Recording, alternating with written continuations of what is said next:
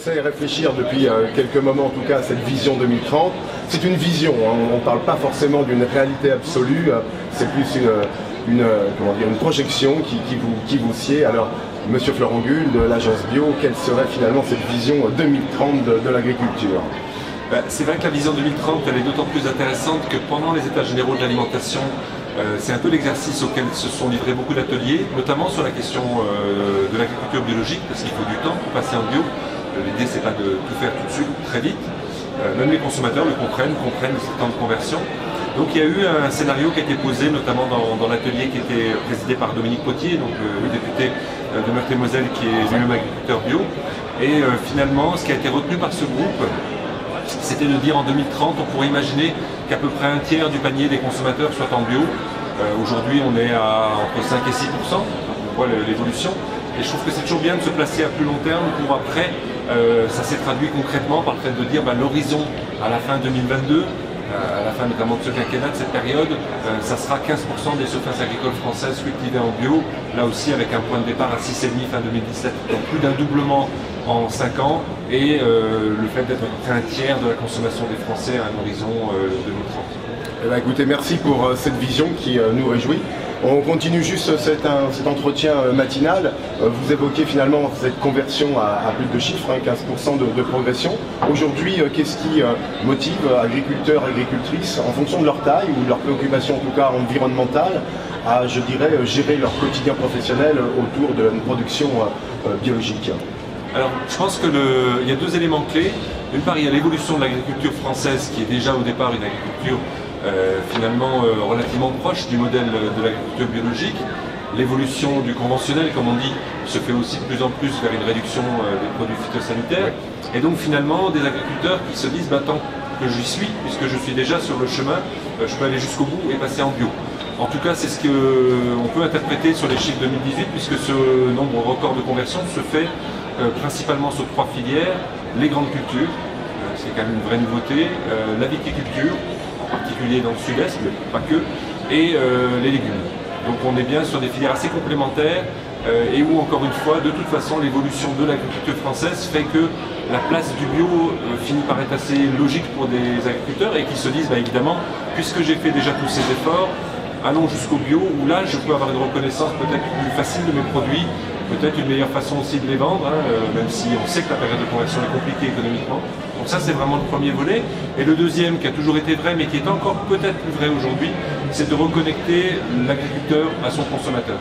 Ça ne veut pas forcément dire faire du circuit court, c'est-à-dire l'intérêt de la labellisation bio, c'est qu'elle peut aussi être reconnue, même si vous êtes à l'autre bout de la France et que vous consommez un produit bio français. Mais en tout cas, elle permet de dire, voilà, on a envie que nos produits soient mieux identifiés, qu'on puisse en parler plus facilement. Et la labellisation, on en connaît aussi les limites, mais elle a aussi cet intérêt-là, bien sûr, d'avoir une identification, une reconnaissance. Mais ça s'accompagne aussi, comme vous le faites ici d'ailleurs, de permettre la communication directe entre les agriculteurs et les consommateurs.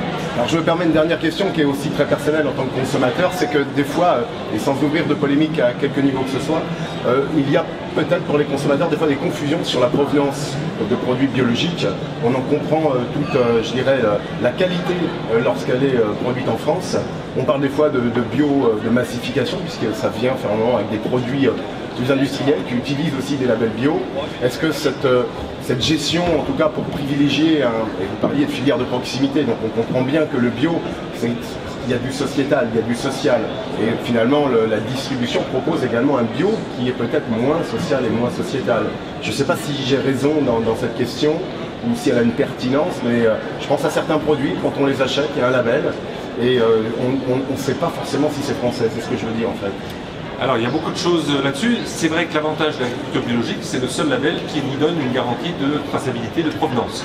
Alors j'avoue que la mention est un peu petite, mais en dessous du logo officiel, donc ce qu'on appelle l'Eurofeuille, cette feuille composée des 12 étoiles du drapeau européen, vous avez la provenance. Donc quand il y a écrit Agriculture France en dessous de ce logo, ça veut vraiment dire que c'est certifié.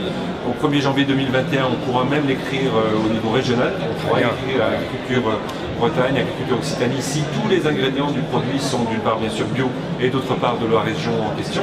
Donc cette information elle existe. Quand aujourd'hui vous voyez cette indication, vous êtes sûr que tous les ingrédients sont bien français. Agriculture France veut dire cela. Donc ça, c'est une garantie que les consommateurs ne connaissent pas toujours, encore une fois parce que c'est tricoté, parce que c'est pas toujours connu.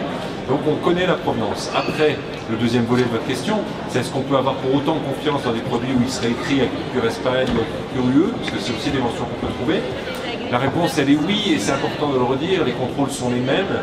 Le système bio, c'est un système européen, puisque je parlais à l'instant du logo européen. Donc on a une homogénéité des cahiers des charges et de la réglementation européenne dans les 28 pays de l'Union. Et même quand des pays ont des accords d'importation en Europe avec ce même logo, attention, il faut bien que ce soit du vrai bio, que ce soit reconnu par ce logo. Si c'est le cas, à ce moment-là, ce sont aussi les mêmes systèmes de contrôle. Donc oui, en France, on a tendance à penser que le bio français, il est nettement mieux. Mais rassurez-vous, quand on traverse la frontière, quand on va en Allemagne, en Italie, les consommateurs disent en Allemagne le bio qui est vraiment bien, c'est le bio allemand, et puis les Italiens disparaissent pour le leur. Donc sortons un peu de ces clichés-là, même s'ils ne sont pas désagréables, et revenons à l'essentiel. Consommer local, ça veut dire quoi? Ça veut dire avoir un bilan carbone beaucoup plus intéressant, manger des produits frais de saison, et puis faire vivre l'économie des territoires, développer l'emploi près de chez soi. Donc ça, c'est des vraies bonnes raisons de privilégier les produits français, et pas le fait de dire les autres ne seraient pas de qualité. Je crois qu'on ne mérite pas cette vision trop réductrice. Il y a de l'agriculture de qualité dans toute l'Europe et dans le monde entier. Simplement, faisons des circuits courts sur les produits qu'on sait faire près de chez nous, et surtout revenons aux produits de saison. Bah écoutez, merci Monsieur Florent Gull, président de l'agence Bio. C'était important, directeur de l'agence Bio. En tout cas, c'était important de préciser cela parce que forcément le consommateur est en bout de ligne et on doit le rassurer et forcément calibrer toute une filière. Merci de votre accueil. On vous raccompagne jusqu'à chez vous. Je sais que c'est pas très loin en tout cas et on reste bien sûr à votre écoute. Merci Florent. Merci.